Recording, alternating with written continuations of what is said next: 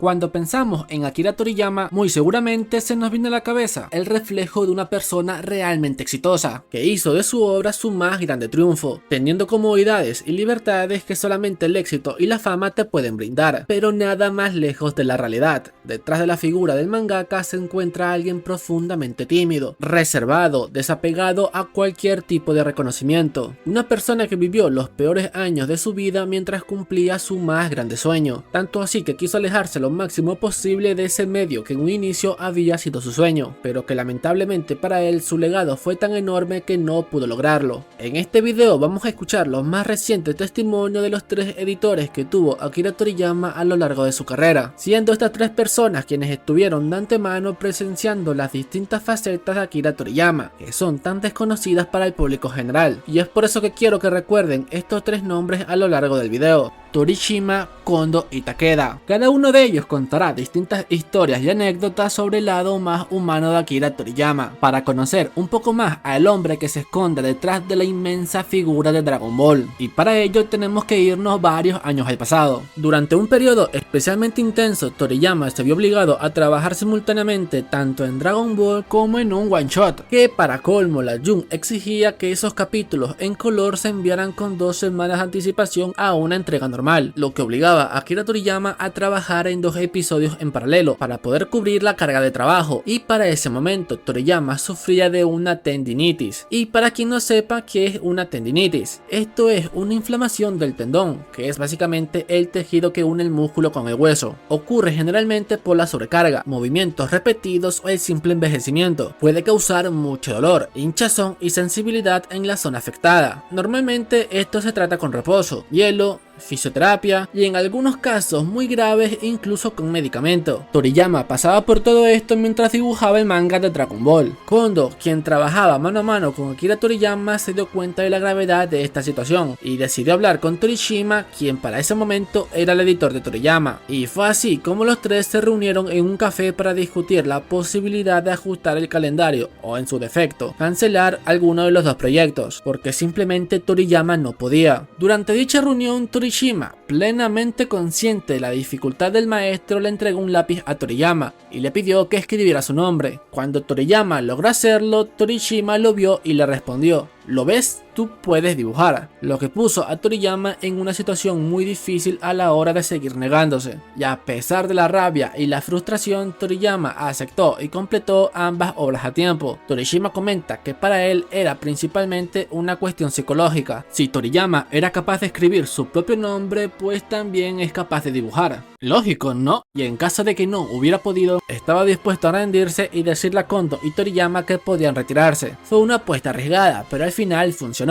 Bueno, esto es algo que acaba de decir. Para mí, esto me huele a que lo dijo solamente para limpiar un poco su imagen. Pero siguiendo, Toriyama era alguien tan comprometido con su trabajo que incluso tenía un acuerdo con Torishima. Si alguna vez Toriyama incumplía un solo plazo, se vería obligado a mudarse a Tokio, y es bien sabido que Toriyama odiaba tanto esta idea que se impuso como regla personal jamás incumplir con ninguna entrega. Torishima había sugerido inicialmente la mudanza a Tokio para facilitar el flujo de trabajo, especialmente en la época donde ni siquiera existían las máquinas de fax, lo que dificultaba la recopilación de algunos guiones gráficos y páginas del manuscrito. Tenía que viajar personalmente por ellos 2 veces a la semana. Cuando finalmente se empezaron a utilizar las máquinas de fax en la redacción, Toriyama se negó a instalar una durante 2 años completos. Con un fax ya no habría podido poner excusas, se veía obligado a enviar su trabajo de manera inmediata, incluso si este trabajo aún no estaba listo. Y para cumplir con estos plazos, Toriyama decía que dormía solamente 6 o 7 horas a lo largo de una semana entera.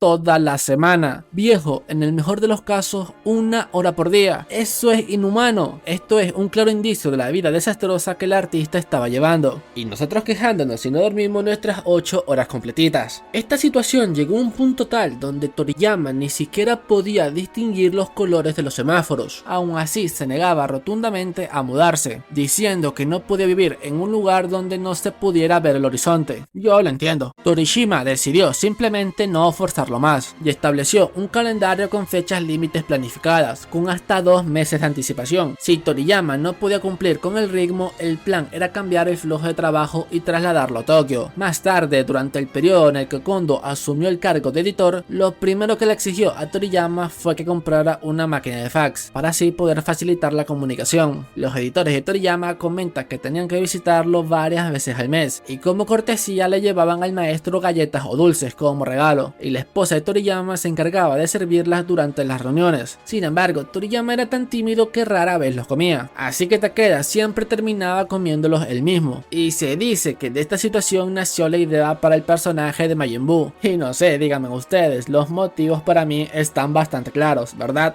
Takeda recuerda que durante la fase final de Dragon Ball informaba a la compañía que la serie podría terminar en ciertos números de episodios, pero que también podría durar un poco más. Esto creó una incertidumbre total en la empresa, pero lógicamente como se trataba de Dragon Ball se le dio una flexibilidad que ninguna otra serie hubiera podido tener. Sin embargo, la falta de un final claro dificultaba planificar lo que vendrá después, y cuando se dio a conocer de que la serie realmente terminaría, la preocupación se extendió en todas partes, desde los departamentos editoriales hasta las emisoras de televisión. Takeda recuerda específicamente una fiesta en los premios Tezuka, donde Kenji Fumisu, quien ahora es presidente de Fuji TV, la cadena de televisión donde se estrena todas las series de Dragon Ball, le dijo insistentemente: Dragon Ball no puede terminar, simplemente no puede. Y después de una larga discusión, esa presión condujo a la idea de crear Dragon Ball GT. Y aunque siempre hubo una cercanía entre el anime y el manga, aún tenían que prepararse con anticipación para lo que siguiera. Así que cuando Takeda preguntó a Toriyama cómo continuar la serie, la respuesta que le dio el maestro fue GT, que significa Gran Turismo, aunque con el tiempo se difundió por todo Japón el rumor de que GT significaba Gonmeine Toriyama Sensei, que significa algo así como lo siento maestro Toriyama. Eso fue una leyenda urbana bastante fuerte que a nosotros obviamente nunca nos llegó, y fue así como Toriyama dijo: haremos una historia sobre viajes espaciales al estilo de Gran Turismo y la llamaremos GT. Y en resumidas cuentas, así nació esta polémica serie. Takeda menciona que después de que el manga de Dragon Ball terminara, Toriyama suele decir en tono de broma que ya no quería trabajar más, aunque viniendo de él no sé qué tan en broma sea eso. También recuerda una publicación de un periódico que llevaba por título El mangaka olvidado, en donde aparecía el nombre de Toriyama, y cuando le contó esto al maestro, Toriyama le respondió con un pequeño gesto de triunfo. Fue entonces cuando Takeda se dio cuenta de que aunque no lo dijera abiertamente, Toriyama realmente quería distanciarse de ese mundo que lo había hecho sufrir tanto. Lo que comenzó como un sueño para él terminó convirtiéndose en una pesadilla de la que quería salir a toda costa. Sin embargo, los editores señalaron de que Toriyama sentía un profundo respeto y gratitud con aquellas personas que contribuyeron al éxito de Dragon Ball, personas como Masako Nozawa, el personal del anime y merchandising. Por eso siempre aceptaba nuevas propuestas, sin poder decir nunca que no. Y aquí el antiguo editor de Toriyama dice algo bastante importante: Kondo está convencido de que seguirán surgiendo nuevos animes de Dragon Ball y que algún día la franquicia podría incluso reiniciarse por completo, con lo que él mismo denomina el verdadero nuevo Dragon Ball. Por lo que aquí tenemos otro comentario más que nos señalan que Dragon Ball como franquicia tiene mucho camino que recorrer. Takeda cree que una vez que Toriyama se convenció de que nunca podría crear algo mejor que Dragon Ball, dejó voluntariamente de proponer nuevos proyectos, y a partir de ese momento cada nueva iniciativa relacionada con la serie fue recibida de manera pasiva, aceptando prácticamente todo, sin entusiasmo ni participación directa del maestro. Toriyama quería que otros llevaran por delante las cosas por su propia cuenta, sin esperar ninguna aportación creativa de parte de él. Torishima reflexiona sobre esta situación con sentimientos bastante contradictorios, dado que fue él quien reconoció por primera vez el talento y el potencial que tenía Akira Toriyama y le ayudó a crear el masivo ecosistema económico en torno a Dragon Ball. Sin embargo, en el fondo todavía le esperaba que Toriyama creara algo nuevo. Recuerda que se sorprendió una vez cuando le sugirió a Akira Toriyama que dibujara un nuevo manga, y Toriyama le respondió que siempre estaba intentando dibujar viñetas y empezaba a estornudar descontroladamente, e incluso en otra ocasión Toriyama decía que no podía trabajar más porque había perdido su pluma especial que usaba para dibujar, y fue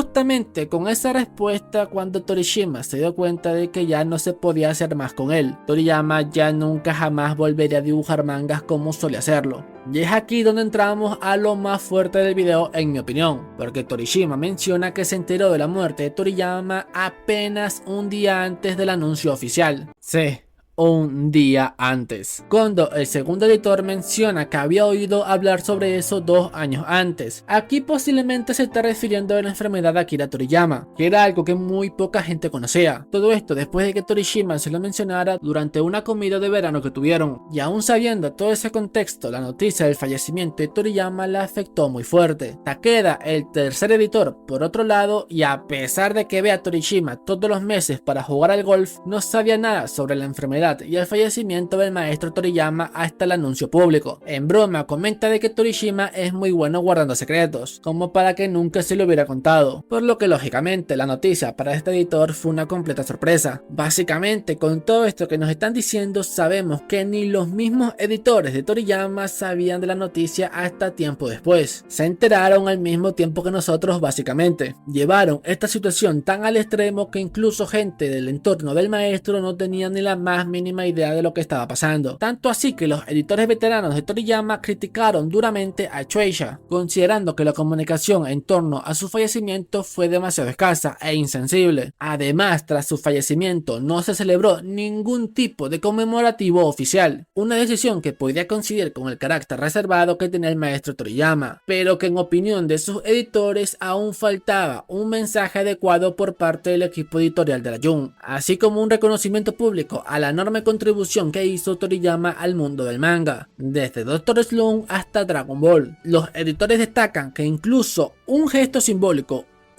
el que sea, habría sido suficiente. Lamentablemente esto no pasó. Vieron por ejemplo el poder mostrar la imagen icónica de Goku despidiéndose en la fachada de los edificios de la Jump, o crear un espacio conmemorativo donde los fanáticos pudieran dejarle un mensaje al maestro. Sin duda alguna estos hubieran sido unos hermosos detalles, pero la empresa que vio nacer a Toriyama como profesional pareció no importarle demasiado. Los editores incluso dicen que en otros países se han organizado y que incluso se siguen organizando homenajes públicos como murales o celebraciones, y se preguntan por qué no hubo nada de eso en Japón para alguien tan importante en la historia del manga. Era lo mínimo que merecía, y por culpa de todo esto es que ahora existe la preocupación de que esta misma actitud pueda continuar en el futuro con los nuevos mangakas. Si ni siquiera Toriyama recibió un homenaje significativo, ¿qué le esperará a los próximos mangakas de las nuevas generaciones? Para esta gente los mangakas son solamente piezas que pueden usar y desechar. Creen que los mangakas son solamente objetos que pueden usar para lucrar sus ya gordos bolsillos. Y esto no se limita solo al manga. Esto es algo que podemos ver perfectamente en la industria del anime también. Al final el lado humano es pisoteado por querer seguir contando billetes verdes. Este es un problema general de Japón, y si no hacen algo para cambiarlo, China se les va a comer el terreno, porque es algo sabido que las empresas chinas tienen mejores condiciones laborales y pagan mucho más. Por lo que si esto sigue así, Japón tendrá serios problemas. Los ex editores continúan destacando la intensidad y el agotamiento del trabajo diario que pasó Toriyama a la hora de crear Dragon Ball y sus mangas a nivel general, especialmente bajo la constante presión de los plazos que parecían una completa locura. Y ahora que los editores ya no forman parte de ese sistema, afirman firmemente que los ejecutivos que no comprenden la importancia del trabajo deberían retirarse. En su opinión, el verdadero valor no reside en los edificios ni en las cifras, sino en la dedicación diaria de los editores y los mangakas a la hora de crear nuevas obras. Y de esta manera, estas tres personas que trabajaron junto a Toriyama nos cuentan detalles que no conocíamos sobre el maestro, aunque al final sé perfectamente que esto ni siquiera es una pequeña fracción de lo mal que lo pasó Toriyama mientras se esforzaba por cumplir horarios que prácticamente rozaban la tortura. Lamentablemente esto no es algo que solamente se quede en el maestro, que de por sí ya es horrible. La vida de un mangaka es una completa desgracia, se mire por donde se mire, más aún en cuestiones de salud. Con solamente mencionar que existe indicios indicios que señalan que los mangakas tienen una esperanza de vida menor en comparación a la población general de Japón nos da una pequeña idea de la gravedad de todo esto. Y si bien la evidencia no es concluyente, de momento, la población japonesa tiene una de las esperanzas de vida más altas de todo el mundo, con un promedio de alrededor de 84 años. En contraste, se han estimado que la esperanza de vida promedio de un mangaka ronda entre los 60 y 63 años, lo que implicaría una diferencia significativa de aproximadamente 20 años, justamente la edad que estaba rondando el maestro Toriyama antes de su fallecimiento, por lo que al final del día esto solamente nos confirma algo que todos ya sabemos, y me gustaría leer sus opiniones de todo esto, sobre todo lo que tuvo que pasar Toriyama para crear el anime y manga más grande de todos los tiempos, y además, claro, el mencionar sus opiniones de si creen que la carga laboral excesiva algún día desaparecerá de Japón. Me gustaría leer sus opiniones,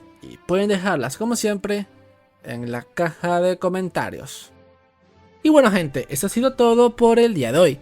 Espero de todo corazón que les haya gustado este video, entretenido o al menos informado, que ese siempre es el objetivo principal de este canal. Agradeceré mucho que se pasen por los videos ya publicados, le dieran like, comenten y se suscriban. No saben lo mucho que me ayudarían con eso a poder ser cada vez un poquito más grande, un poquito mejor, y además de que no se estarían perdiendo de absolutamente nada referente a la obra maestra del maestro Akira Toriyama. Por mi parte eso es todo por hoy, y no me despido sin antes desearles un feliz día, una feliz tarde, una feliz noche, dependiendo la hora en que esté viendo este video. Recuerden seguirme en todos lados menos en la calle. Yo soy Ponyball, y no me voy sin antes recordarles, como siempre, que Dragon Ball es eterno.